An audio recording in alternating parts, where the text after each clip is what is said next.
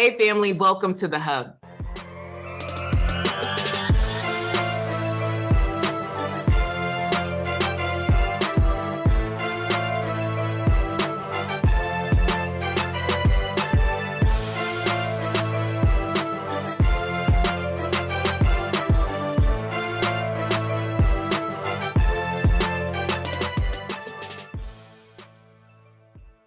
I am so excited because today I get to interview two really beautiful people. Now, Dexter Bridgeman is someone I have known for years upon years upon years. This man is a change maker, revolutionary, a visionary in our community, specifically in South Florida. So he is the CEO and president of the MIA Media Group. And let me get my notes together, okay? He helps to editorialize the successment and achievement of Black community in South Florida. And his beautiful new bride, yes, new bride, y'all, get ready. Michelle Rolston. She is the curator of fine art for those who love the Key West style. She owns the Key West, let me get it right? Key West Colors, the art of Ray Rolston. Yes, the Key West colors. I love it. So welcome, Dexter and Michelle. So glad to be here. Hi, Coach Cass. How are you doing?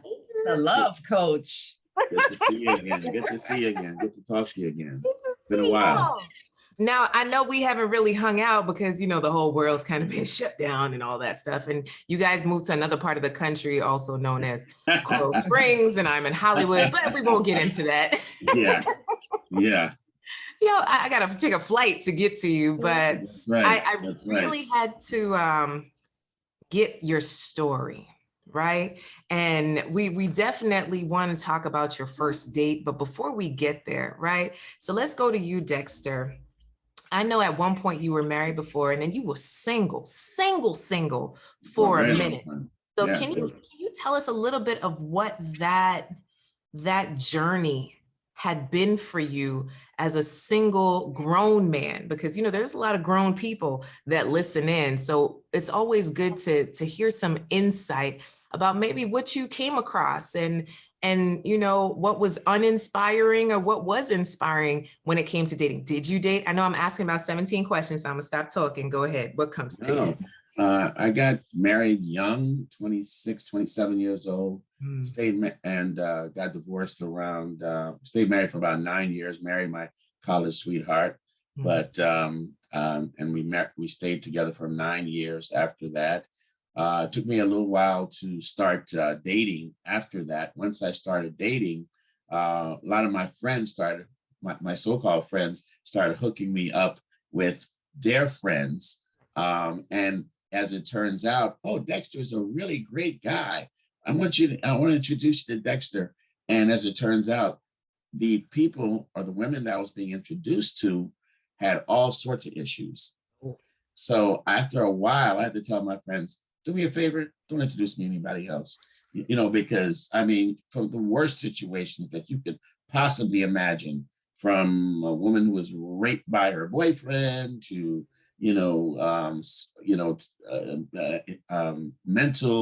mental abuse, physical abuse. And I'm like, it was more common than not, unfortunately. It was shock to me. And I'm like, how do I deal with all this? And I said, you know what? Just do me a favor. I'll fend for myself. You'll fend for yourself? Ay. So then what did you do? Did you start just like saying hello to people in the streets? Did you put your leg out on the corner? Like, how did you fend for yourself? So after starting to fend for myself, I ended up meeting some really great people. I mean, those women were great people too. But how did you meet? This is the question, right? Like, because sometimes those who are listening in feel like there's just nobody. I don't know if they don't open their eyes when they go outside. So where did you meet some of these lovely ladies? Like specifically, like what kind of venue or online? I didn't do anything online, but I need to tell you my online story that I tried when I first moved down here. But when I was in New York, I met, because, you know, I'm not from here. I've been here for 18 years. So my dating life started in New York. And I started meeting women when I would go out, or, you know, you'd see them frequently. Next thing you know, you're having conversations with them. Next thing you know, you're going out on dates with them. So you would strike up conversation with these people, or sometimes these ladies would say hello to you? A little bit of both, a little bit of both. And New York is very different from here. The dating scene is very, very different than South Florida. I mean, you know, we're densely populated. So, you know, I mean, you don't, you know, you can walk down the street and see someone. You're not going to meet anybody walking down the street in in South Florida, because nobody walks anywhere. You know what I mean? So you know, I had a pretty active dating life. I mean, not that I was Romeo or anything of that nature, but you know, I had a pretty active dating life through meeting women, through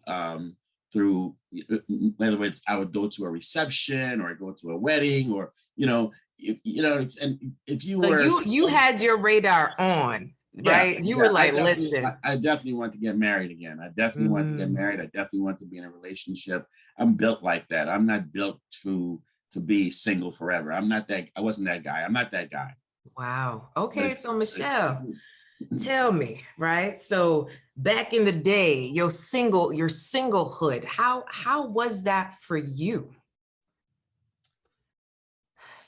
I mean, well, when I was younger, and I don't want to sound, you know, but I've always had men approach me, you know, at the different walks of life. I think it was a little easier when I was younger because I was a little bit more naive.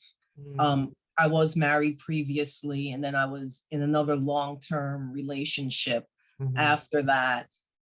I was a little bit naive when I was younger, but as you get older and wiser, I think that once I started to like get into the 40s, and I've always dated men who are a little bit older than me, you know, I would say within a 5 to 10 year age range, it started to get really tough for me because the people that I was meeting, a lot of them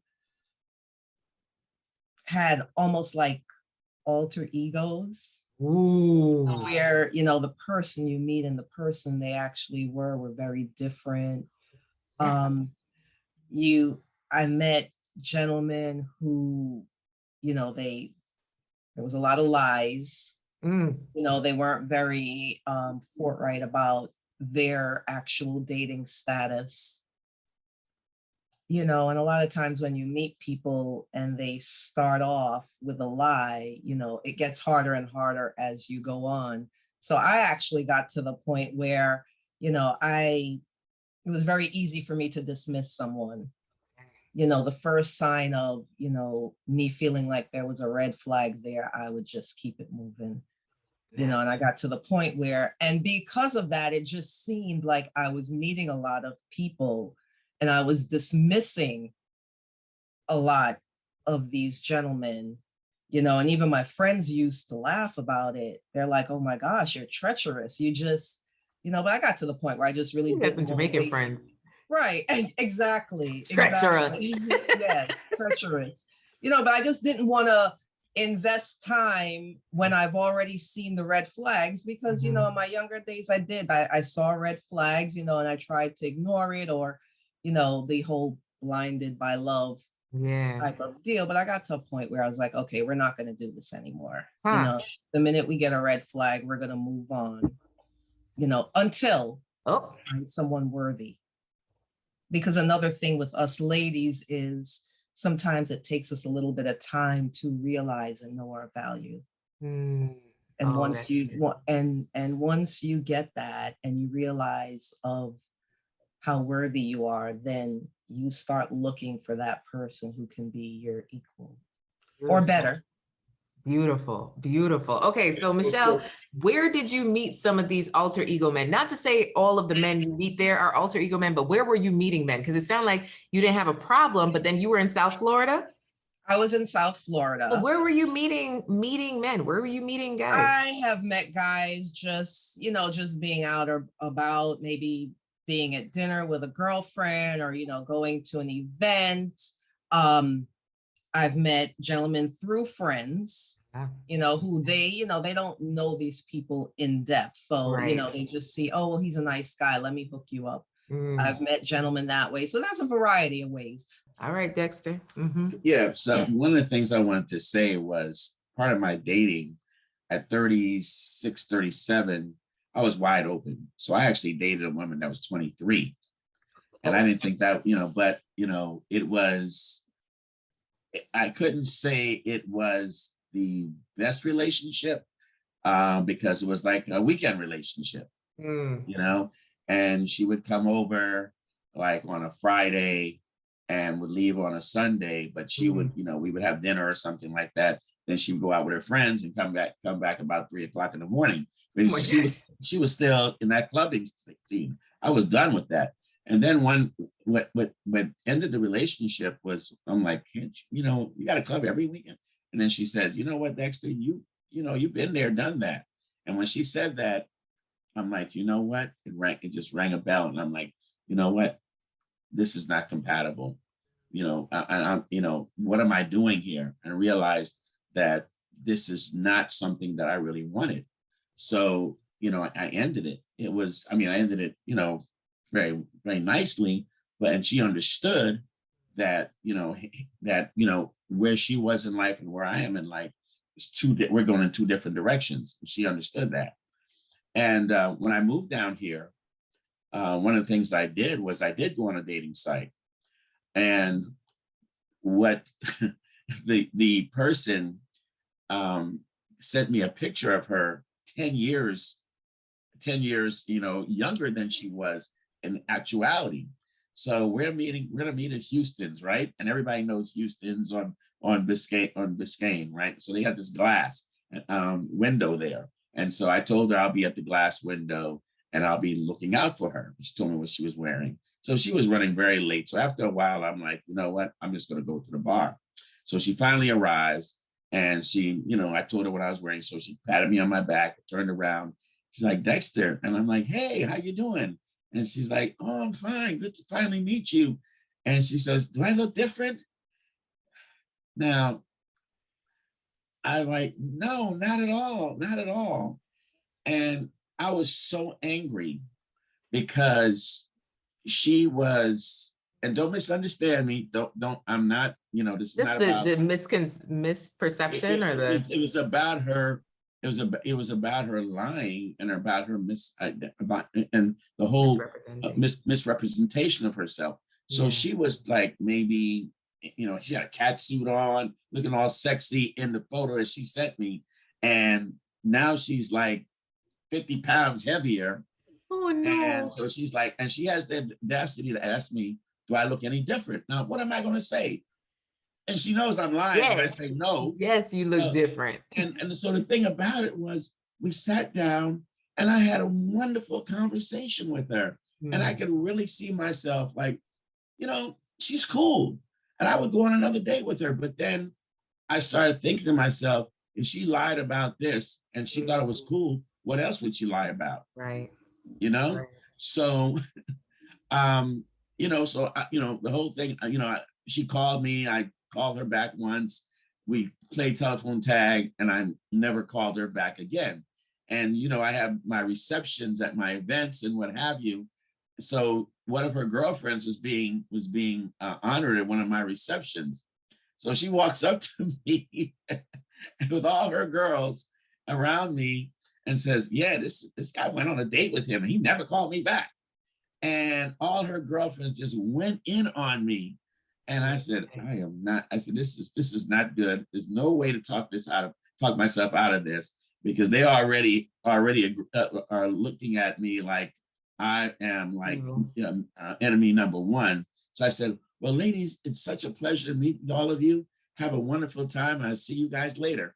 And if they heard this, if they really knew the story, they would understand why. But I wasn't going to sit there and try to explain what happened. But you can't misrepresent yourself and and be deceptive about something like that and think it's okay. Yeah. So that's the moral of the story too, for anyone listening in. It's just, if you're going to do online dating does work for many, right? 1 in 4 marriages are a result of online dating. You got to be safe. You got to do your research, and you have to be yourself. So if you have rolls, if you have chin hair, well, not necessarily the chin hair, pluck the chin hair, but you can do something with that. But if you have some extra pounds or a third nose, show it. It's like, it is what it is. I always say, you want people to say, wow, you look so much better than your online pictures, than say, wow, I didn't know that was you, right? Like, 'cause so many people will do a photo shoot and put those pictures as their online dating pictures. And it's like, that's not what you look like on a regular basis, right? So this is not what I look like on a regular basis. So there will be some normal pictures of my hair in a ponytail, just chilling, so you can see my regular face, because you don't want anybody surprised. You should see some of these TikToks nowadays, right? These before and afters, and you're wondering, who is that person? Right. Please don't do that to these men or these women. Okay. Absolutely. Yeah. All right. So tell us, okay, you're at Jazz in the Gardens, the foreknown event that has the biggest artists. And then what happens? So that day, because I volunteered at Jazz in the Gardens for the media section for probably about 5 years. So that day I was there and I was greeting everybody who came in, and I saw Dexter standing around. I just went and said, "Hi, how are you?" And he just looked at me like really weird and standoffish and was like, "Do I know you?" And I'm like, "No, I'm just saying hello. How are you?" And he still was like being very standoffish about it. And then at some point he made a comment, because I had on my Yankees cap, because I am from New York. I'm a Brooklyn girl.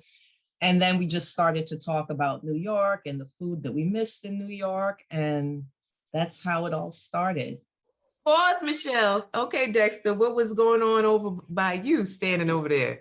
Well, the thing about it is, come on now, not too many sisters, are going to say hi to you. And I was like, when she said hi, I was literally looking around to see who she was talking to, because I know sisters don't normally do that. So I'm like, who's this person saying hello? Let me not be presumptuous and just assume that she's talking to me. So that's why I said, and she made it sound like I was like with an attitude, like, "Do I know you?" And I said, "Hi." I'm like, "Do I know you?" Like, kind of inquisitive, like, you know what I mean? Mm-hmm. So he was standoffish. I was not standoffish. Hey. We doing both sides of the story. Go ahead, Dexter. Go ahead. So I was just surprised because, come on, I love my sisters. I love all of y'all, but y'all are not the easiest in terms of, in terms of with an introduction. So a sister saying hello to me first was like, I'm not gonna say at first, but with the bright smile, and she was beautiful and all that. And I'm like, well, who's she talking to? And I'm like, when I realized she was talking to me, then I kind of opened up. Wow. So that, it wasn't like I was being, standoffish, but I just wanted surprised. to make sure she was talking to me. I was very surprised. Exactly. He was like, "This pretty lady over here is talking to me." Oh, snap. He didn't know what to do with his emotions, girl. Don't blow up her head. That's exactly what happened. So you guys started talking about New York and the things you missed. So Dexter, what was going on in your mind when you were talking to the pretty lady about New York and the things you missed? I found her to be very pretty and what have you, but I wasn't convinced that, it was more than that. So I was like, let me just kind of feel it out and what have you. I'm not one of those guys who's just going to pounce on you, you smile at me, and I have friends that a woman smiles at them and they're like, "Yo, she likes me." I'm not like that. I'm like, "Dude, all she did was smile." She's like, "Yo, but she likes me." That's not me. So I wanted to, I kind of like, I was attracted to her. obviously she's a very beautiful woman, physically speaking.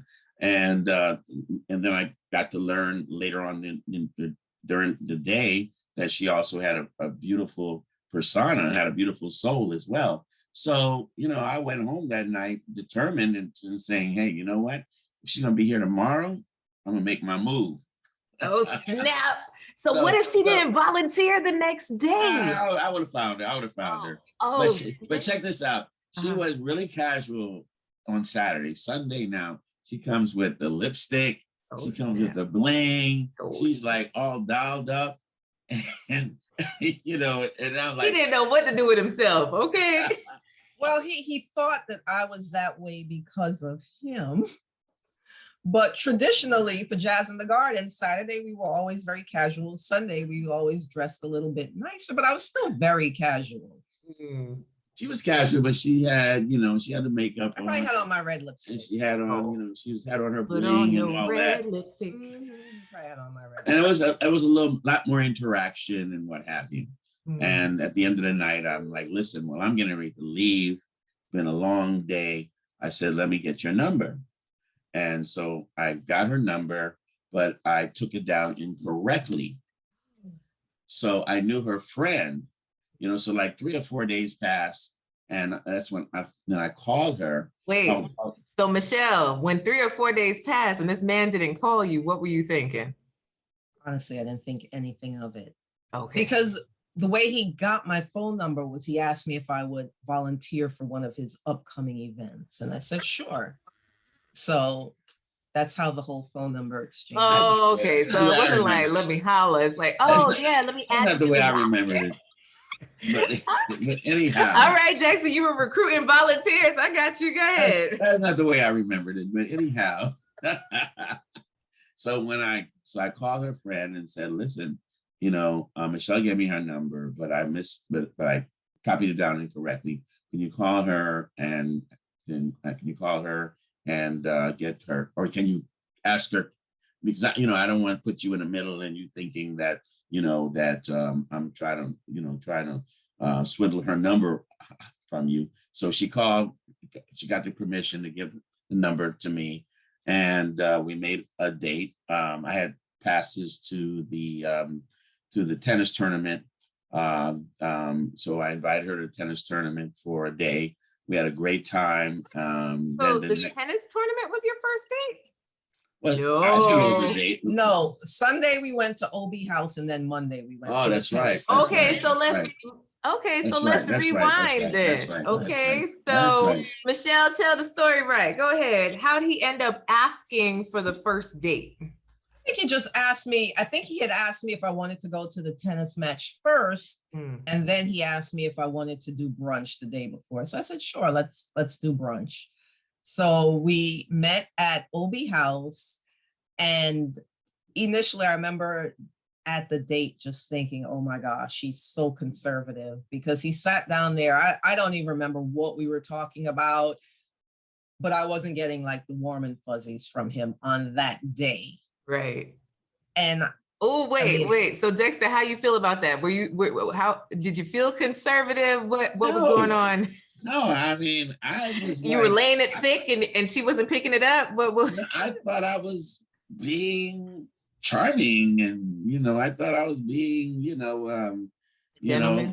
being a gentleman. I thought I was being chivalrous. All of that. No, I'm sure you were being a gentleman, but I think he probably was a little bit more Dexter Bridgeman, the businessman, versus that very laid back, funny Dexter Bridgeman that I've gotten to know. Ooh, okay, hold on. Okay, so on the first date, you guys went to one of the best brunch spots in town. I love their D Club with the crab. Oh, that's so good. Yep. Okay, so you guys are on this date. So now the date is happening. While you're on the date, you're saying, oh, he's conservative. Dexter, what were you thinking? I like what I saw. I thought we had good conversation. I thought we had good chemistry. We set it up for doing something later that week. So I'm like, you know what? I want to pursue this. So would you say you guys were naughty or nice on the first date? Definitely nice. Definitely nice. Definitely nice. Okay. And so after you left that date, What were you thinking, Michelle, after you left that first date? Because you had a second date already lined up the next day. So what were Right. you thinking? I mean, I thought he was cool, but again, I wasn't thinking anything like along relationship Yeah. lines. You know, I was looking forward to going to the tennis match the following day. Right. So you were open at least to spend some time, right? Absolutely. To know. Absolutely. And then Dexter, what Yeah, about well, you? yeah, no, I definitely. And when she came to the tennis match, she looked amazing. And I noticed that she kind of leaned into me and kind of felt holding on to me. So I'm like, okay, there's, Like, she she touched my she arm. feel a little bit something here. Just there's some chemistry here, and Wait, pause. Michelle, what was going on? How come you were leaning? Well, first of all, when we got to the tennis match, I remember because he came in this like lavender suit, with like the striped shirt, a linen outfit. And I also was like, in this striped linen shirt with pants. And I remember us just, as we're going through like all the different entryways and working our way up to the suite, everybody kept complimenting us on how great we looked together. Ooh. So, yes, to everybody. So then, we went and we're sitting down and we're watching the match and, talking to different people. And at some point he said to me, he said, "Can I give you a hug?" So I said to him, I said, "Well, I never refuse a hug." God, she remembers everything. I do. I'm very detailed. God, and we actually hugged. And I think that was when I was like, okay, he's really sweet and really nice and kind. And we actually had a great time at the tennis match.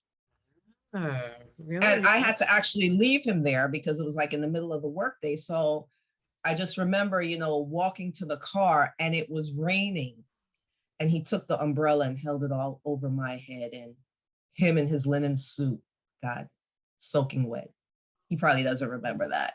So that was very charming, very, very charming. So the second date actually was great. Oh my goodness, that is beautiful. Okay, I'm gonna pause there. I had a date where I went to Jazz in the Gardens, right? I was dating a guy.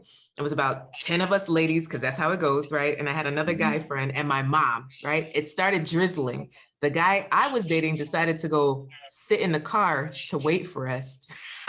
While the rest of us 10 girls had to get our stuff together, my mama and my guy friend ended up carrying everything while he sat in the car. So we know that's not my husband, and you knew that was your husband.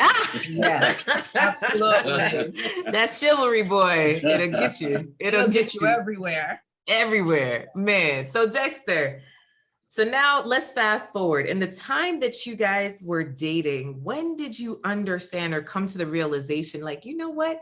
This is my wife? Well, I'll tell you, I was really sick and I was home and I had bronchitis or something like that. I didn't know. And you know what, we men are a little stubborn sometimes about taking care of it. I'm like, yeah, I'll just self-medicate myself. I can't talk. I'm like that. I'll just self-medicate myself. So she left her job and came to my home and took me to the urgent care. And she just popped up at the door and I'm like, huh? That's when I realized that, you know what, she's somebody special. She's somebody that cares about me, and I'm gonna marry this woman. Wow. So what were you thinking, Michelle, when this man was here trying to die on his couch? I just was like, we need to get you to the urgent care. You need to take something if you're sick. Mm-hmm. So let me just preference it with, I have 2 children. I have 2 boys. Mm-hmm. So I think I just naturally have that nurturing nature, mm-hmm. And I knew that, if you're sick and if, you sound that way, I need to get you to the doctor if you're not going to do it yourself. So. Wow. So that was just natural. This is another learning lesson, right? Men still want to feel like they're cared for, right? There's something beautiful about that, because sometimes as independent women, we could be like, all right, you're good. All right, I'm good. Let me know when you're better. But there was something beautiful about you showing up physically to make sure that he was okay, that was a game changer, because each of us want to feel like you care enough, right? Like you're not just here for the glitz and the glam, but you're also here for the coughs and the sneezes. It's the little things. Yeah. That was a lot. That wasn't a little thing to me. That was a lot. And that's when, you know, that moment is when, I mean, that's when I kind of can admit to myself, obviously I'm thinking to myself, oh, you know, I'm falling in love. But when she did that, I was in love. Oh, and see, it just comes naturally to you, Michelle, which is just even more beautiful, right? So you weren't putting on airs. It's like, no, you truly cared. So what was the game changer for you that you were like, you know what? This is him. So a month after we actually started dating, my dad passed away. He passed away in April of, what was that, 2019? So during that whole period, because it was something very unexpected, and Dexter really had this gift to know when to stand back and give me my space and when to be there. And it was the following Thanksgiving, and I was like in a state of depression. It's my first Thanksgiving without my dad. I had just found out that a really good friend of mine had terminal cancer. So I'm just like, I found out the day before Thanksgiving that a girlfriend of mine had terminal cancer. So at this point, I am just, and I wanted to stay home. And my mom came over, but Dexter insisted that I couldn't skip Thanksgiving. So he showed up at my house with a full Thanksgiving dinner that he had catered. And I'm talking about like turkey, ham, and 8 sides. I could have fed about 20 people on this dinner. And I was so touched by the gesture. Like, I feel like I can cry just talking about it. I was so touched by that gesture that's the day that I was like, okay, he's definitely a keeper. You know, it was just such a sweet thing to do. And he actually sat there with me and my mom, you know, for a good portion of the day until we decided to leave and go to Brandsmart to catch the Black Friday sale. That's right. And he actually sat there with us in Brandsmart for like 2 hours while my mom was testing electric recliners. But that whole gesture. Everything. I do remember that. I remember that. Everything, yeah. Wow. So I just think that whole gesture of him knowing not to leave me alone that Thanksgiving and to be affirmative in his actions and showing up with this whole meal, that was the day that I was like, you know, and up to that point, I still, you know, we were dating, we were seriously dating. But that day was like, what sealed the deal? And I just want to go back. Maybe before my dad passed away, we had been dating for about 3 weeks. And I remember him bringing up some conversation about marriage. And I'm like, marriage, like I can't even deal with that. And I remember him getting really serious and saying to me, and he probably doesn't remember this either, but he said to me, he said, look, if that's not what you're in this for, then we just need to stop right now. So I knew that he was serious and he wasn't playing around and that his intentions were real. Wow. Wow. And that was about 3 weeks into dating. Listen, when you're grown, you know, right? We're not here to play games. Now, if it ended in marriage, okay. If it didn't, okay. But at least you had the intention of, I'm seriously getting to know you to see if this can really be something more. Exactly. We're not playing games. You see, that's where love comes in, the food. He fed you. He fed me. And he fed me good. He fed me good with that meal from Shuckin' and Jivin'. Ooh, yes. Yes, that's some good food. Oh man, you guys, we might need to bring you back, but wait, I need to know. Okay, so you have this big ring on your finger, right? It's like I think it blinded me. Oh snap. So how did he propose? So with the proposal, I actually thought that I was going to a dinner with his sister and her fiance, where she was going to accept her fiance's proposal. So that's what I thought. And I just remember, there was like a lot going on, because at one point I'm like, oh, I'm gonna have to take my son somewhere on Tuesday. It was supposed to be a Tuesday night. And I'm like, oh, you know what? I got to do something with my son that Tuesday night. I can't do it. I said, I'm going to have my mom watch my son that Tuesday night so that I could go. And then all of a sudden there was like all this shuffling. And then he's like, oh, I really wanted your mom to come. And I'm still not thinking anything about it. So we ended up going that Monday night. So I walk into this restaurant. It's Houston's. Morton's. Yeah, it was Morton's on 163rd Street, North Miami, on Biscayne. And I remember walking into the restaurant and his sister and her, fiance sitting there. And I'm like, oh, wow, this is going to be so special, seeing these two, And then his photographer was there. And I'm looking at the photographer like, oh, that looks like his photographer. And then he's like, oh, yeah, he's going to take some pictures for my sister. So I'm like, oh, okay. Then he's telling me that they're waiting for like his sister's best friend and her husband to get there. So, we're sitting at the table and everything's wonderful. I actually wore a beautiful dress that night, and it's funny because actually when I walked into the restaurant, everybody else except for Dexter, they were dressed pretty casual compared to me in this very beautiful dress, and Dexter's in his suit, and we actually coordinated that night too. Oh, snap. Y'all was coordinating. And we didn't, and I didn't know. It just happened to be where we coordinated that night. And actually, I was on my way to the wrong Houston's when I was in my car. And I just, the wrong Morton's, I'm sorry. When I was in my car, I was on my way to the wrong one. I was on the way to the one up in Fort Lauderdale. Mm-hmm. And I think he called me, was like, where are you at? And I'm like, oh, I'm on my way. And then he's like, yeah, it's right off of Biscayne. I'm like, oh boy. So I had to kind of like do a U-turn. So I was a little bit late, but not too late. Yeah. Anyway, so we're sitting at this table and I'm waiting for his sister's best friend and her husband to come in. And I see my cousin and my aunt walk in. And I'm like, what are they doing there? But it was 3 days before my birthday.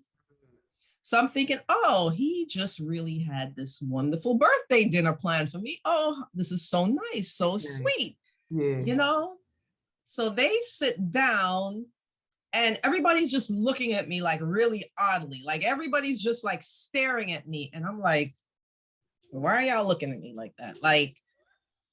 And then he started, and I think the first line he said is, well, it started with hello. Oh. And as soon as he said that, I was like, oh my God. And I remember just getting very nervous and feeling very blush. And then he started to make the speech. We have the camera guy over here, over my shoulder at that point. My cousin's got her phone up with the video, and I'm just, it was a beautiful moment. It was a very beautiful moment. I had my mom sitting down next to me. And then he proposed. It was Dexter, his sister and her husband, my aunt, my cousin, and my mom. So Dexter, what was going on in your mind with this proposal? Well, it was very intentional. I wasn't nervous. I wasn't nervous about her saying no or anything of that nature because, we were going in the same direction.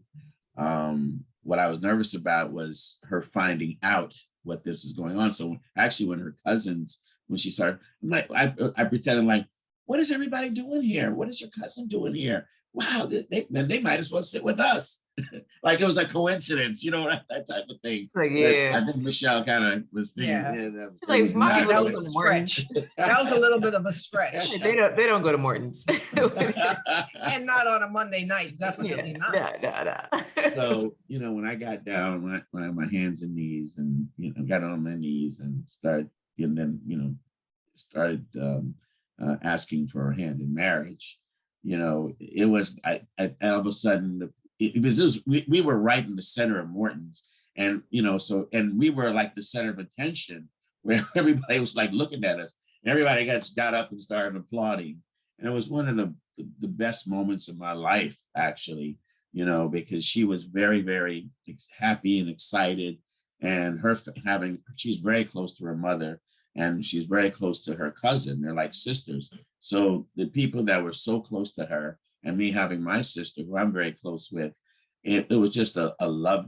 It was a moment of love. And, it was just fantastic. I had a tear in my eye. Girl, when he popped open that ring box, I grabbed it out his hand. And I didn't even know that till after when I saw the video. Like, I grabbed it out his hand. I was like, oh my God, that's beautiful. He did good. He did good. He did great. Oh my goodness. So how long had you dated before you proposed? Not even 9, because when I met her in 2019 at the Jasmine Gardens, and as we were dating, I said, you know what? I want to propose to her and be engaged to her before 1 year. Because again, I was very intentional. I was not, I'm 650, I'm 58, 59 years old, been around the block more than a few times. I'm not going to do this for 5 years or 3 years and what have you. I got the woman that I've dreamt of. She's beautiful, smart, intelligent. You know what? This is what I wanted. This is what I wanted my entire life. So this is what I've been waiting for 20 years for. So it was 3 days short of our 11-month anniversary. I didn't even know that.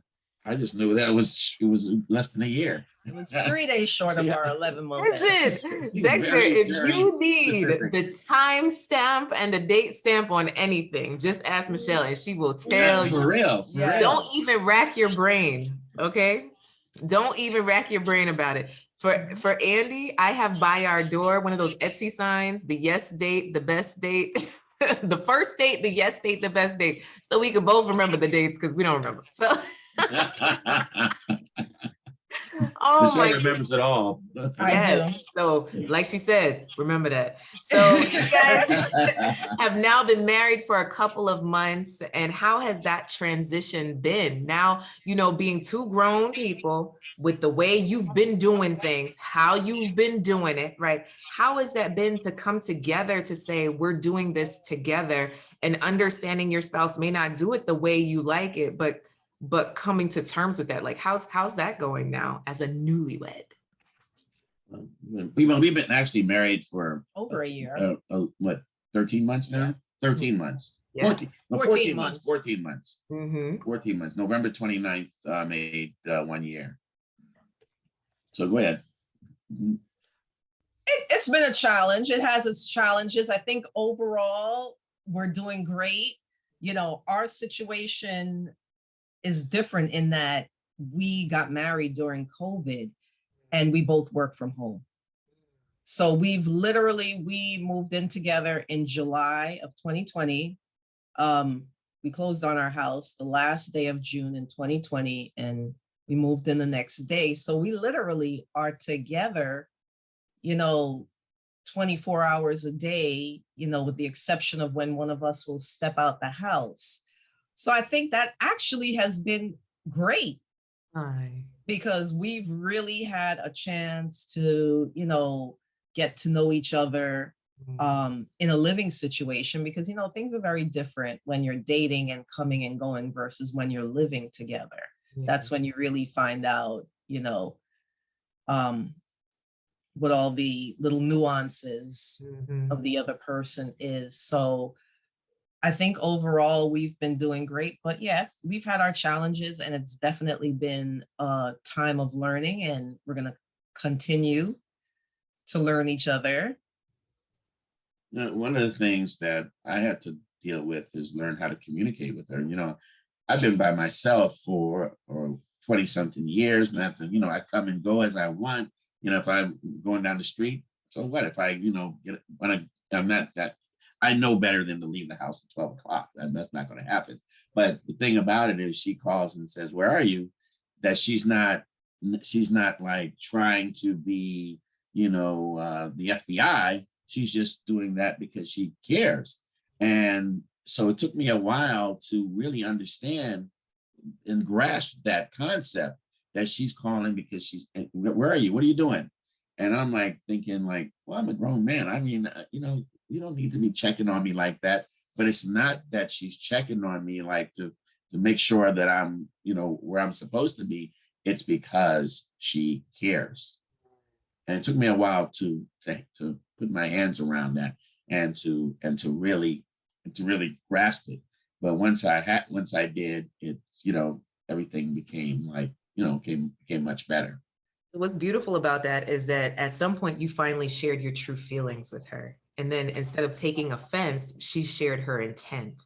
So then you guys were able to hear each other versus, you know, when you have a tumultuous situation, it's like, why you always asking where I gotta go? Why you can't tell me? You hiding something? You know, and it's just like that whole back and forth where you're really not seeking connection and to understand. It's just being combative. So, you know, kudos and congratulations to you guys. You know, I know that marriage is a daily choice and a daily intention. So I just pray for nothing but the best for the rest of your lives together. And Thank that you just so much. you know, continue to enjoy the fact that you're enjoying this time when so many, you know, so many divorces because, you know, people were used to folks leaving the house. Now they're looking at each other all day. They're like, I don't know if I like you that much, you know, so the fact that you like each other, you're grilling and working on your flowers, you're doing your art sales, you know, it's just beautiful that you're able to come together and build this life together. So I thank you both for just sharing your story here today. How can people find you on social media? I have on Instagram, I have Key West _colors, and also have artist_daughter, which is my personal Instagram. My Facebook business pages is The Art of Rolston. Beautiful. And what about you, Dexter? On Facebook, I'm Dexter Bridgeman. But as far as my company, MI Media Group. Well, thank you guys. So for those of you listening in, please do follow this couple, you know, show them some love, send them some business, all the good things. And I just appreciate you all just listening in. And I hope that you've gotten a lot from today as I have. So in the meantime, make sure to subscribe, okay, and share this episode and keep loving, keep laughing, keep living. Bye, guys. Bye-bye.